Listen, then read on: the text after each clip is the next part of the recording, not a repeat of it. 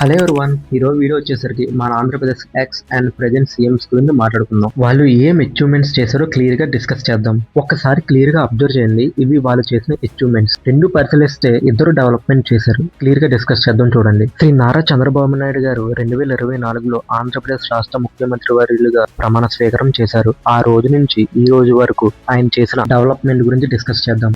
మన ఆంధ్రప్రదేశ్ ప్రస్తుత ముఖ్యమంత్రి ముఖ్యంగా క్యాపిటల్ డెవలప్మెంట్ మీద, ఐటీ అండ్ ఇండస్ట్రీ ప్రమోషన్లోని, ఇన్ఫ్రాస్ట్రక్చర్ ప్లాన్స్లోని డెవలప్మెంట్ చేస్తున్నారు.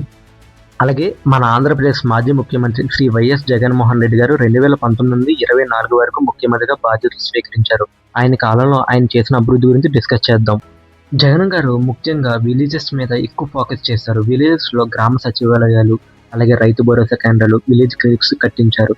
అలాగే నవరత్నాలు అంటూ కొన్ని స్కీమ్స్ పెట్టారు. అందులో అమ్మఒడి ఒకటి. ఇలా ఎవరి వేలో వాళ్ళు మన ఆంధ్రప్రదేశ్ని డెవలప్మెంట్ చేశారు. ఈ వీడియో మీకు ఇన్ఫర్మేటివ్ అనిపిస్తే please like and subscribe. And అలాగే ఆంధ్రప్రదేశ్లో మీకు ఇష్టమైన సీఎం ఎవరో కామెంట్ చేయడం మాత్రం మర్చిపోకండి.